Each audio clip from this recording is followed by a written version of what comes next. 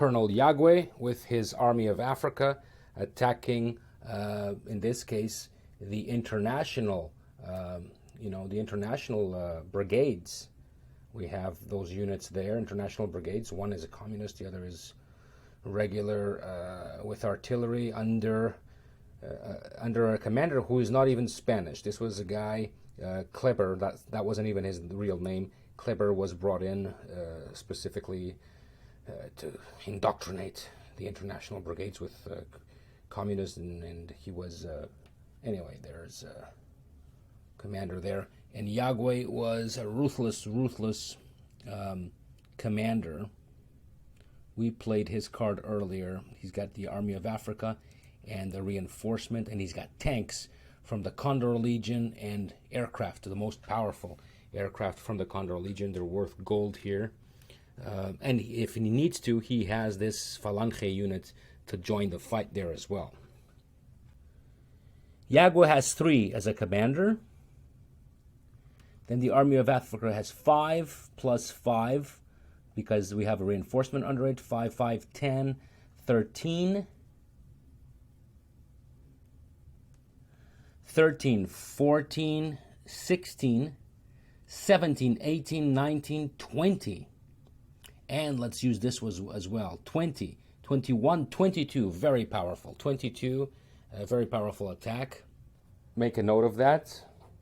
The Nationalists have 22, and we're going to pay that. So the attacks can be very expensive.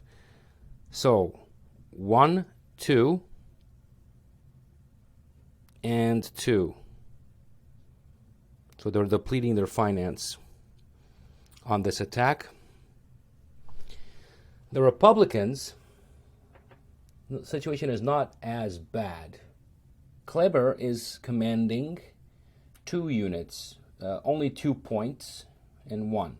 2 plus 1 is 3, plus the artillery is 1, plus the combat factor of Rojo is 2.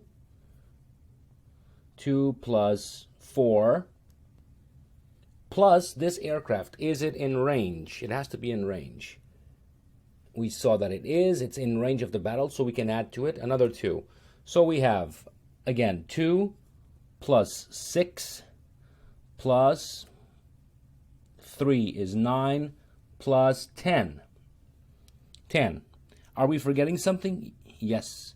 There's always, on a defending city, a little number, as you can see. All cities have the numbers, and this one is pretty good. Cuidad Real is 3.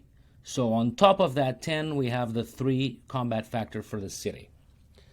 So that's not too bad. It's still pretty dangerous here. They got 13 against 13. So 10, 11, 12, 13.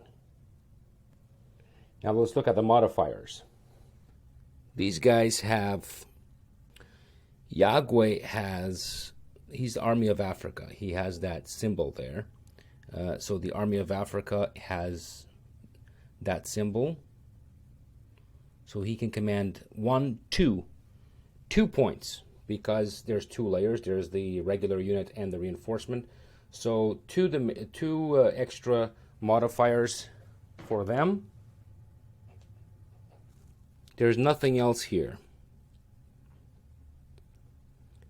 that will help. So let's go to the Republicans.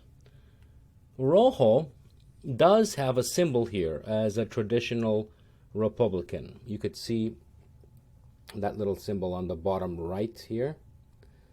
And that does not give any demerits. It only means that, see, only these units have a positive combat factor. The Republican traditional units are not there, the commanders, I should say. It only means that if this commander leads a communist unit, then there's chaos and a little bit of infighting, and so therefore there is an actual -1 demerit. So there's no extra modifiers there. The same with Kleber. Kleber, he's got a green dot here. So you have to look at what that means. There's only 3 commanders: Mola, Franco, Kleber. Clever means that he can only command international units. It's just a reminder. He can only command internationals. Once they're gone, he's gone as well, as per history. He does have the international unit symbol there, but that's just as a reminder, because there is no positive modifier for that. So there's no modifiers at all for the Republic, it seems. They are as it is. It would be nice if Ciudad Real was behind the river, because that way they could have gotten another +2, but it isn't. And all the attacks are being done by road, none of it is off-road, so we're pretty much done with the modifiers. So, not that good. 24 against 13. 24. And it could be that, let's just see, we could, I'm not rolling right now, I'm just going to show you something. We could roll and see that, wow, 1/3. Let's just see, 1/3 of 11. What's 1/3 of 11? It is 3. So the only score that Yagüe would have gotten is 3. But that's not what's going to happen, because we played his card earlier during the movement. We played his card, and he's got 2 qualities. Okay? He's got an attack quality and a notoriety quality. We chose to go with the attack quality. So when we moved him, we played the card, and we put the little flag here as a reminder that his quality, his special quality of attack, is in effect. Okay? And you could see there, attack or notoriety. And because of that, my friends, he does not need to roll the fraction dice on the attack. It doesn't always happen. If you don't play the card, then that's it. He has to roll the fraction dice like that, just like the other guys, right? But in this case, because we played that card that we drew out of fortune from here, we used it strategically. It just represents that extra reinforcements, extra units, extra weapons were given to Yagüe for this attack. And he's already a pretty good commander, notorious commander as well. He could, he makes some units run away because of his, his massacre at Badajoz. He believed in destroying the enemy completely, not leaving anybody behind him. So he actually had a whole bunch of people shot there. Anyway, he's also a pretty good attacker. He's a very professionally high-graded officer from Africa. And so that's what it represents. So let's roll for Yagüe with his 24. Okay, so we got 4 and 5 is 9. Pretty devastating. And the Republicans, 13. So they're rolling with 13 and fraction dice as usual in most cases. Let's get a 6 and a 4. That's 10 and a 3. And the fraction dice. That was not a bad choice. 4 plus 3 plus 4. 4 plus 4 is 8. 1/2. 1/2 of 8 is 4. So actually this battle played out very predictably. They had half of the forces, half of the strength, half of the power, and they got half of the outcome. Well, we forgot to spend Yagüe's forces there because they were all on the attack, including the aircraft and these units. All these units were used. You don't need to put it on the tank because the tanks, they're adjacent. Artillery and tanks always go there. So let's see how we're going to apply the hits following the order of damage. Let's apply the attackers' hits first. They have 9 hits, and that means we follow the order of damage. It's mainly, we don't have any regular units on the Republicans, it's militia, so militia comes first.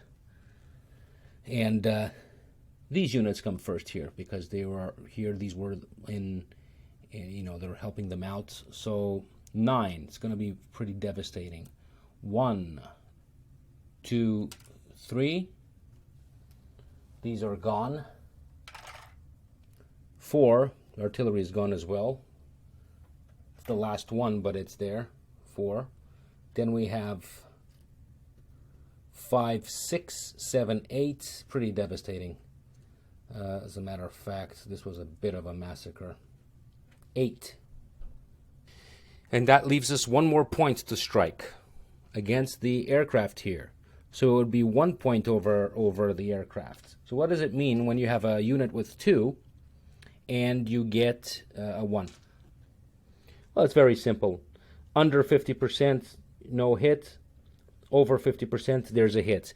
So if this was, for example, 3 and it got a 2 hit, it would have been removed. But because it's 1 hit out of 2, nothing happens to it.